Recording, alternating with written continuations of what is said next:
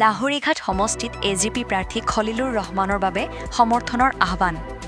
লাহৰীঘাট বিধানসভা সমষ্টিত আগন্তুক নিৰ্বাচনক কেন্দ্ৰ কৰি ৰাজনৈতিক পৰিৱেশ দিনে দিনে উষ্ম হৈ উঠিছে। ৫৩ নং লাহৰীঘাট বিধানসভা সমষ্টিৰ NDA মিত্ৰজোঁটৰ অন্তৰ্গত অসম গণ পৰিষদ অৰ্থাৎ এজিপি দলৰ প্ৰাৰ্থী খলিলুৰ ৰহমানে নিজৰ প্ৰাৰ্থিত্বৰ জৰিয়তে ভোটাৰসকলৰ মাজত ব্যাপক সঁহাৰি লাভ কৰিছে। প্ৰাৰ্থীগৰাকীৰ সমৰ্থকসকলে জনসাধাৰণৰ ওচৰত আবেদন জনাইছে যে উন্নয়ন, স্থিৰতা আৰু অঞ্চলটোৰ সামগ্ৰিক অগ্ৰগতিৰ স্বাৰ্থত খলিলুৰ ৰহমানক হাতীৰ ছবিত ভোট দি জয়যুক্ত কৰিবলৈ তেওঁলোকে বিশ্বাস কৰে যে প্ৰাৰ্থীগৰাকীয়ে জয়ী হ'লে লাহৰীঘাট সমষ্টিৰ বিভিন্ন সমস্যা সমাধানৰ ক্ষেত্ৰত গুৰুত্বপূৰ্ণ ভূমিকা গ্ৰহণ কৰিব। ইয়াৰ উপৰি NDA মিত্ৰজোঁটৰ নীতি আৰু আদৰ্শ অনুসৰি অঞ্চলটোৰ উন্নয়নমূলক কাম কাজ আগবঢ়াই আহিবলৈ ভোটাৰসকলক ঐক্যবদ্ধভাৱে আগবাঢ়ি আহিবলৈ আহ্বান জনোৱা হৈছে। সেয়েহে সকলো ভোটাৰক নিজৰ গণতান্ত্ৰিক অধিকাৰ ব্যৱহাৰ কৰি যোগ্য প্ৰাৰ্থীক সমৰ্থন জনাবলৈ অনুৰোধ কৰা হৈছে।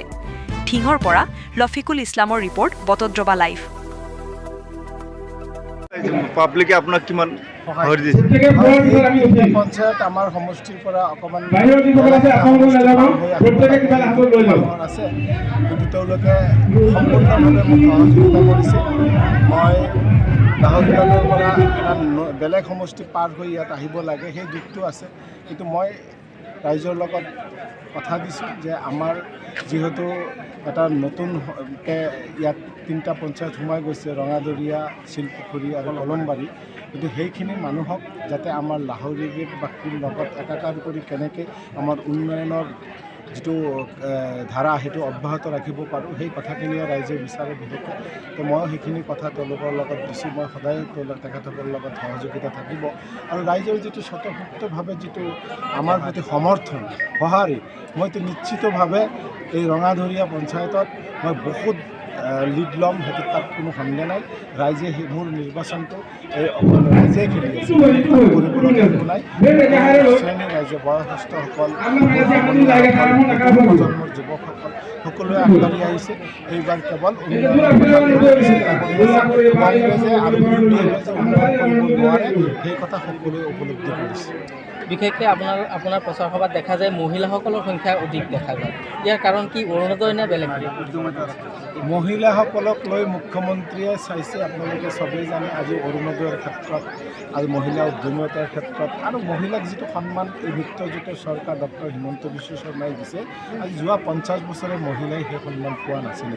যাৰ কাৰণে মহিলাসকলে এই মিত্ৰজোঁটৰ চৰকাৰক থিয় উজাৰি আশীৰ্বাদ দিয়ে আৰু মহিলাসকলে যেতিয়াই শুনে যে মিত্ৰজোঁটৰ কিবা মিটিং, সভা বা BJP দলৰ কিবা সভা, মুখ্যমন্ত্ৰী ক'ৰবাত আহিব, ঘৰত আৰু বহি থাকিব নোৱাৰে, সকলো মহিলাই ওলাই আহে।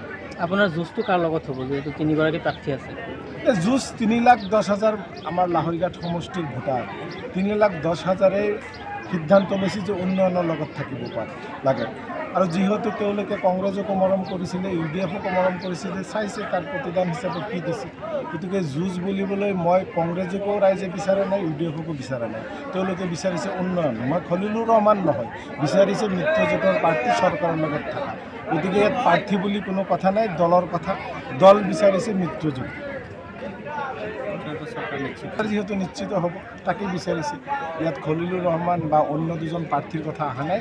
চৰকাৰৰ লগত থাকি উন্নয়ন লাগে।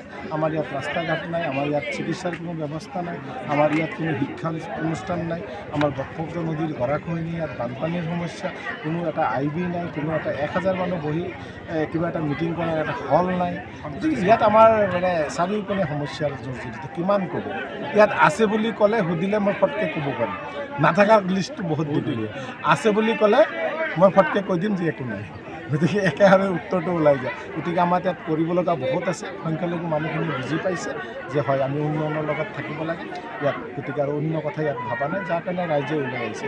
এই চাওক, এতিয়া এই দুপৰীয়া 1টা বজাত ক'ৰবাত মিটিঙত মানুহ হয় নেকি? 1টা বজাত তেনেকৈ ওলাই আহে। আপোনালোকে পৰিৱেশটো চাওক আৰু ৰাইজক আপোনালোকে বাৰ্তা দিয়ক।